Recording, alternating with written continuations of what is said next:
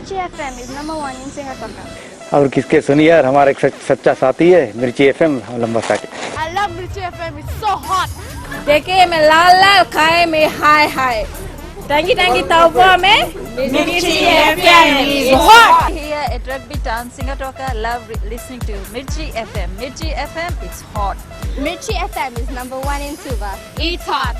हम वहीं के लिए लंबा सा में रहता है, तो क्या बताइए हम मिर्ची एफएम सुनता है. Mirchi FM, बहुत जुलूम जुलूम. Mirchi FM, it's hot.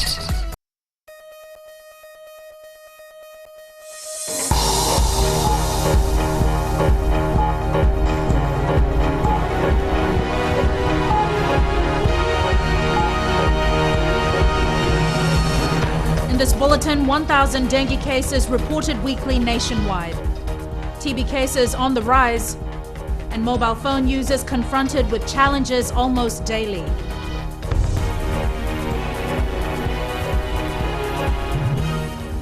Good evening, I'm Jackie Spate, and this is FBC News. Health official Dr. Mike Kama has now confirmed 12 deaths and 11,359 confirmed cases of dengue. At a press conference this afternoon, Kama said most of the deaths were reported in the Central Division. Shireen Lata reports. Over the past 6 weeks, 1,000 confirmed dengue cases were reported weekly across the country. The ministry fears this statistic can go much higher. This is data largely from government institutions, government health facilities. We have our general practitioners on board. These numbers may go up next week because they have come on board.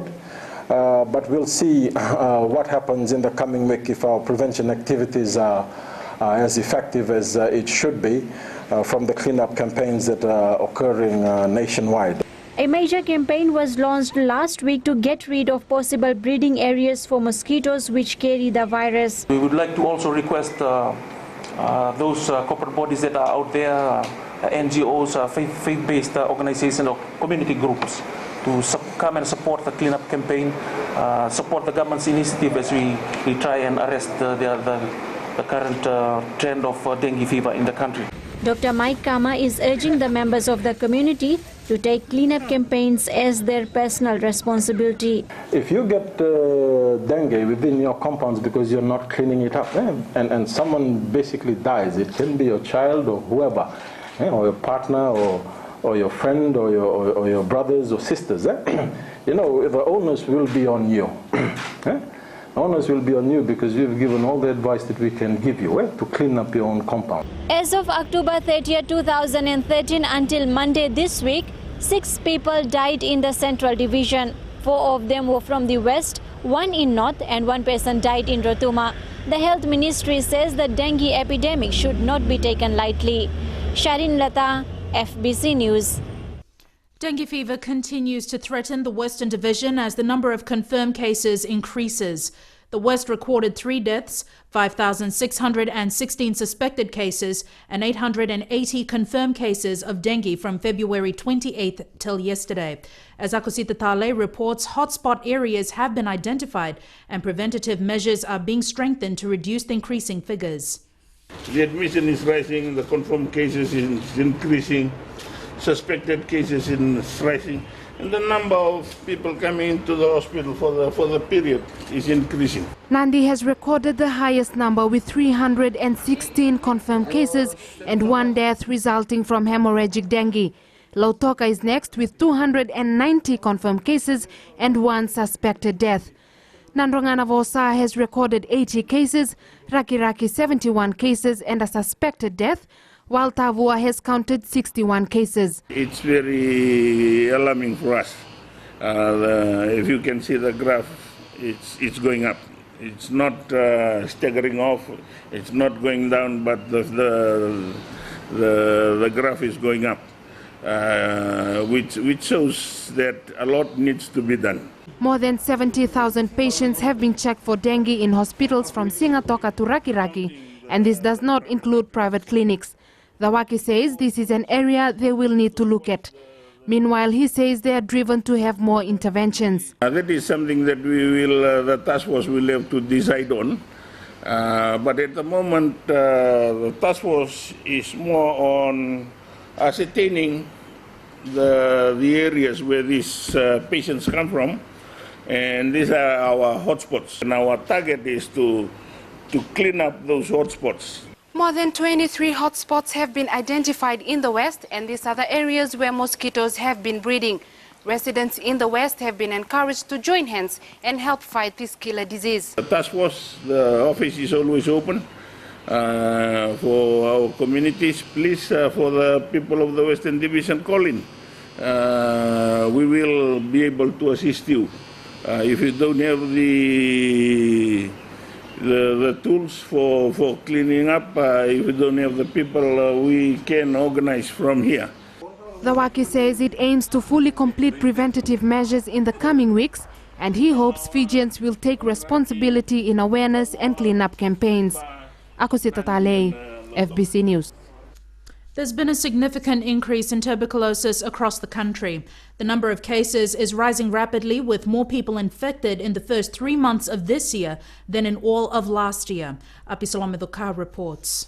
The Health Ministry is now setting out strategies on ways it can counter the increasing numbers of tuberculosis cases in the country. It's almost a 76% increase. But as from last year, we had in case number 218, and this year we have 269. So there is an increase in the number of cases at the moment. Dr. Sakyusa Mainawalala says the ministry is very concerned about these figures. Well, at this point in time, like I've said, to me, when I'm looking at the overall trend, like there's still ongoing infection in our young population. Yes, as the National TB Control Officer, this is a concern. Amongst issues raised in the 2030 TB surveillance report are plans on how to get patients to report for checkups on time. The Tuberculosis Committee says coming in late for treatment is a major risk. There's only two reasons why people don't present very early. It's either because they do not know, they are not capacity built to be able to come early for help if they have signs and symptoms of tuberculosis. And also sometimes even in the hospitals, doctors are seeing them and then they are referred in late or they are missed. So we are trying to actually reduce the mortality of TB. TB can only be caught directly from someone with TB in the lungs, as it is an airborne disease and can spread if there is overcrowding, poor ventilation and poor diet. Early and consistent treatment almost always results in full recovery. Apisalome Doka, FBC News. Mobile phone users are confronted with a number of challenges on almost a daily basis. Today is World Consumer Rights Day, and it focused on the theme Fix Our Phone Rights. Eleanor Tarangai reports. According to the Telecommunications Authority of Fiji, mobile cellular subscriptions in 2012 reached 822,000. Based on this figure, subscriptions have grown a staggering 814% from 2002 to 2012, indicating how useful the gadget has become.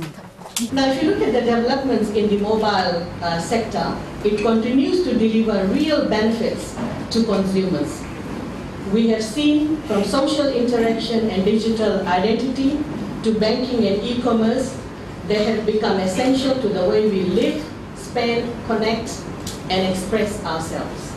The Consumer Council notes that despite the high rate of subscription, bad business practices, high prices, misleading information, and a lack of consumer redress are rife in the domestic mobile market. There are now code of conduct practices that are being developed by the Telecommunications Authority of Fiji, which the Consumer Council of Fiji is working with, to ensure that this code of practice is in fact implemented by the mobile phone companies. Now these include, for example, now there is a requirement for them, although it's not a legal requirement per se, for them to give a quarterly report to TEF to see how many customer complaints they received. 1,109 formal complaints about mobile phone products and services have been registered with the Council, and they believe many more are not reported. By the middle of the year, we'll have a consumer tribunal set up, where people can bring their complaints if they're not adequately addressed by the providers of various goods and services. As mobile phone users, we all want to be able to have access to affordable services in order to communicate and access services.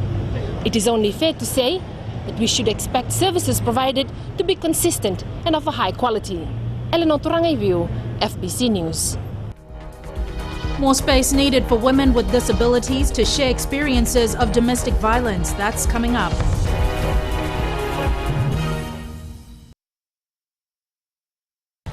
Today FM is #1 here in Singapore. We like Today FM in Lambasa. It rocks! My favorite station in Nandi is Today FM. Listening to Today FM. Today FM rocks in Sabah. Lotto kasi love today's kid music. I love Today FM because they play all my songs. We love Today FM at Buniva Lambasa. Yeah, it rocks! I love Today FM because it rocks. Today's hit music on Today FM.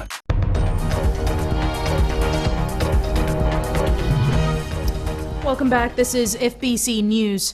The government has dissolved the current Public Accounts Committee as a prelude to the resumption of Parliament after the general elections. Attorney General Said Qayyum says a new Public Accounts Committee, chaired by the opposition, will be formed once Parliament resumes. A lot of work needs to be done in terms of the compilation of the reports, etc. And as you know, elections will be held in just a few months' time. And the Secretariat for the new Parliament will be set up very soon. They'll be compiling all the reports.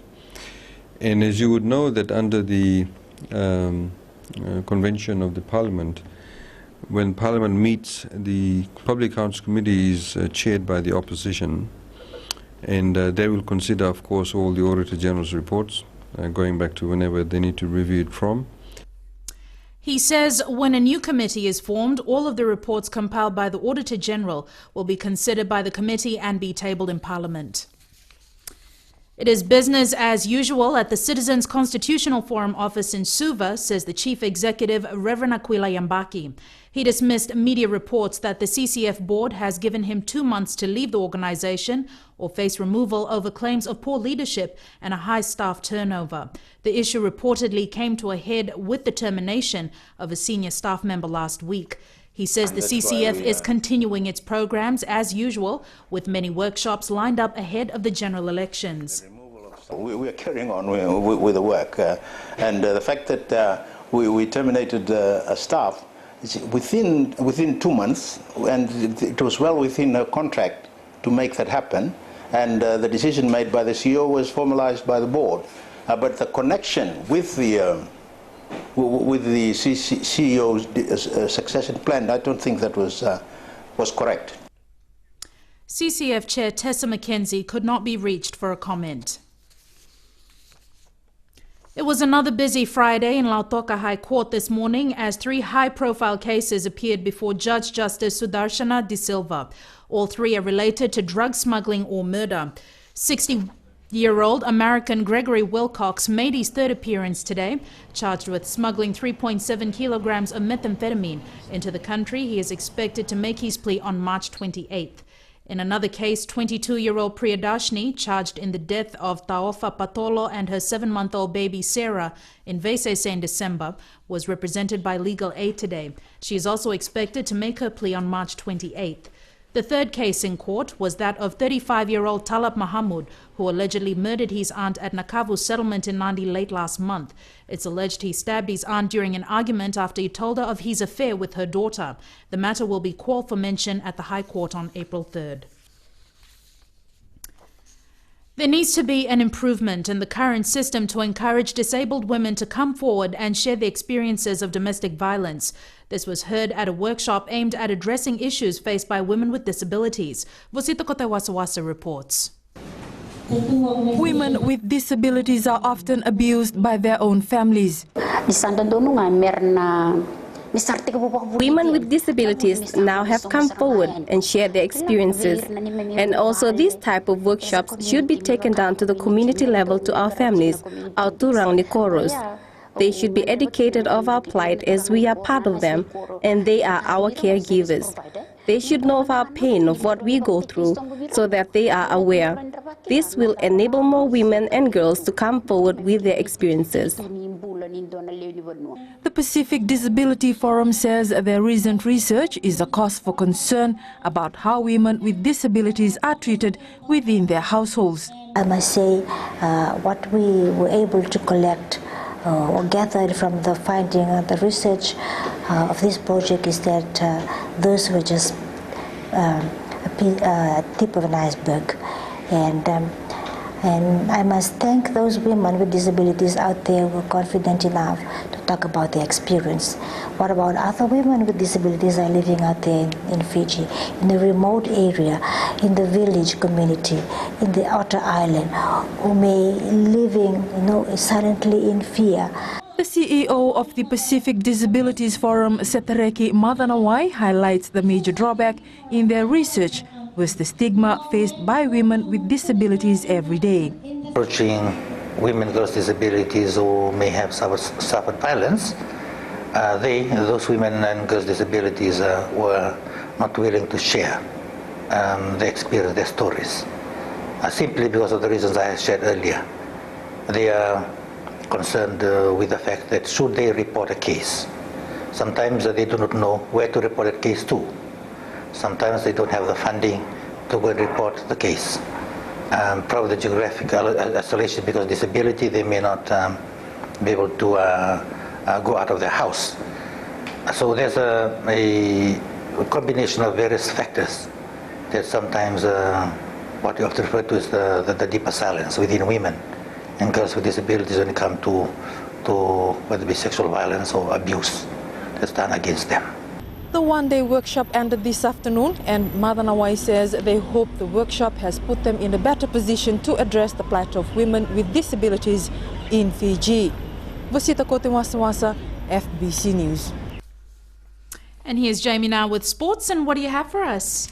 Good evening. Coming up after the break, 11 applicants for Flying Fijian's top job, and we speak to Ben Ryan about his need for speed. Stay with us for the details.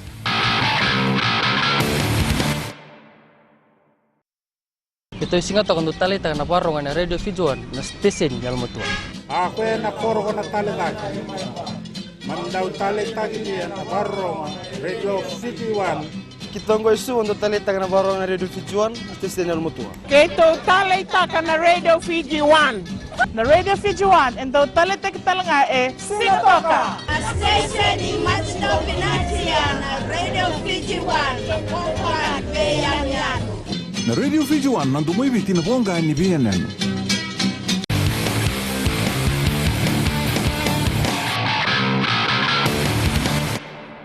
Welcome back to FBC Sports. Vodafone Fiji Sevens coach Ben Ryan wants to utilize the speed in the squad preparing for Tokyo and Hong Kong. Ryan has been working hard with the players to ensure they reach their full potential at crunch time. Charlene Daudakadaka reports. The 7th squad made great strides during their training session today while awaiting the announcement of the final 12 this evening. Coach Ben Ryan has highlighted two key areas that separate the Fijian players from the rest of the field. When I was with England, they had the quickest team, with people like Norton and Turner and Ellery and Williams. They're probably quicker than anybody else. But what Fiji have is we have pace, but we also have power that England probably didn't have. So that's great. We've got a nice mix, and we play the game at a high tempo. Recalled speedster Choeli Lutumelangi is still nurturing a back injury, which may prove the key factor during selection. Look, I like Joeli, I rate him very much, but his back injury doesn't look like it's going to resolve in time for selection. He's still very stiff, and he might be somebody that I put on the reserve list and think about using in Hong Kong. Japan might come a few days too soon for him. Fiji will need all the pace they can get with the level of competition in the World Series. Ryan has a good number of options when he names his final 12. Charlene Daudakadaka, FBC Sports. Meanwhile, the announcement of the final 12-member squad for the Tokyo and Hong Kong Sevens tournaments is currently underway at the MHCC complex in Suva. These players will remain in camp at Pacific Harbour this weekend until they depart for Tokyo, Japan on Monday. Expect the new Flying Fijians coach to be named at the end of this month.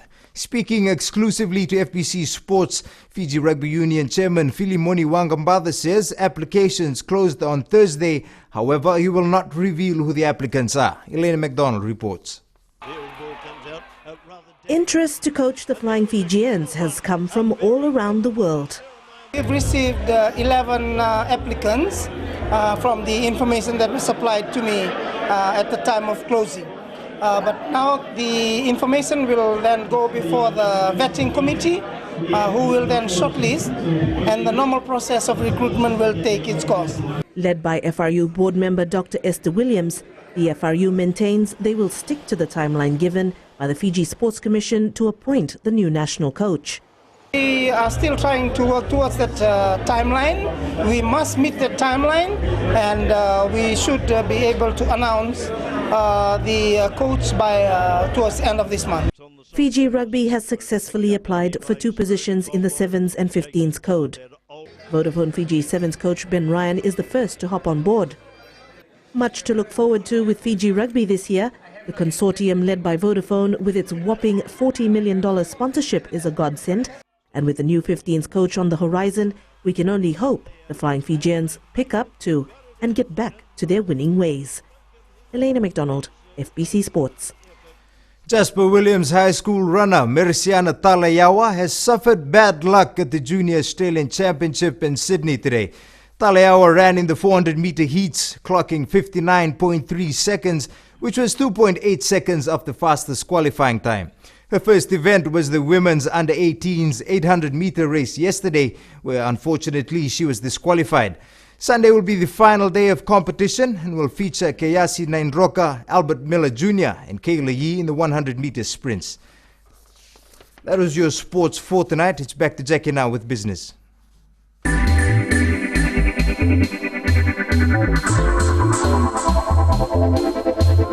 The Fijian real estate industry is going through a major boom period, especially in the capital city.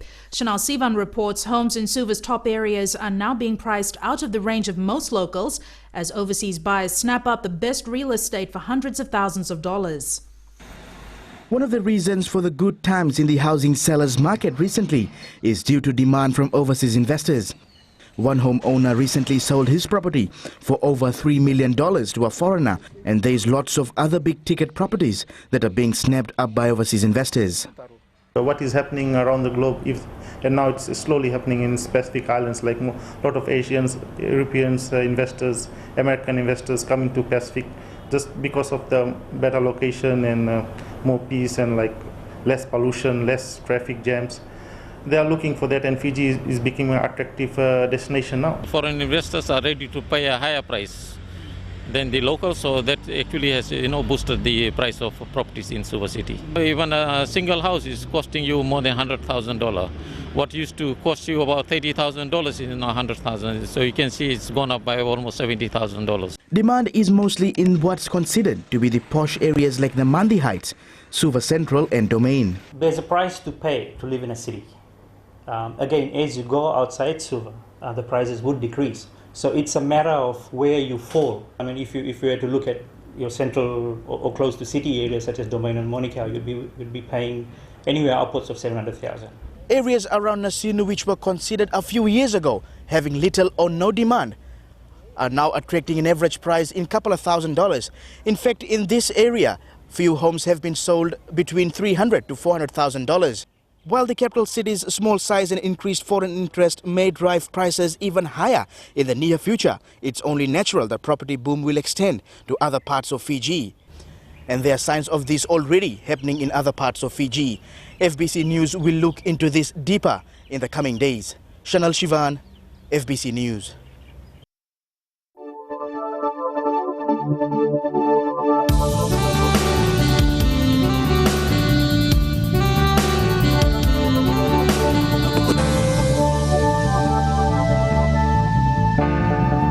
Turning to the weather, it was fairly clear in the west this morning, but cloudy skies, showers and the occasional rumble of thunder were the order of the afternoon across the country. Most of the thunderstorms were in the east, especially near Suva and Savu-Savu, while off and on rain hit everywhere else this afternoon. Suva, Savu-Savu and Lambasa recorded the highest temperatures at 35 degrees, Nandi and Bawa on 32, and Lautoka proved coolest at 31. Much the same weather is expected for tomorrow, with warm, humid temperatures and thunderstorms in the afternoon. Looking ahead to Sunday, we can expect more of the same. The main points again. Health official Dr. Mike Kama has now confirmed 12 deaths and 11,359 confirmed cases of dengue. The government has dissolved the current Public Accounts Committee as a prelude to the resumption of Parliament after the general elections. And there's been a significant increase in tuberculosis, with the number of cases rising rapidly, with more people infected in the first 3 months of this year than in all of last year. To our poll question now, we're asking, should Fiji have another superannuation fund? Visit our FBC website to take part. Remember, you can send us newsworthy pictures and videos on email citizenseyes@fbc.com.fj or share it with us via Facebook page FBC News. And if you're on Twitter, follow and tweet us your news tips at FBC News or simply hashtag FBC News.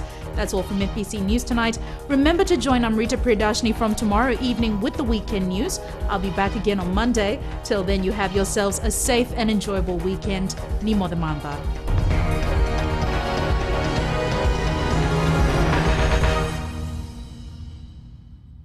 Old Town Tower में it's only Mirchi FM. Mirchi FM is hot. बाके हर घर में खाली मिर्ची FM बजे. Mirchi FM is hot. Best sound, best music, Mirchi FM rocks and records. Nalika #1 station है Mirchi FM. Mirchi FM is hot. Mirchi FM it's #1 in nursery. Mirchi FM is hot. हम लोग Mirchi FM रोज सुनता है. Mirchi FM जागो मामा. Mirchi FM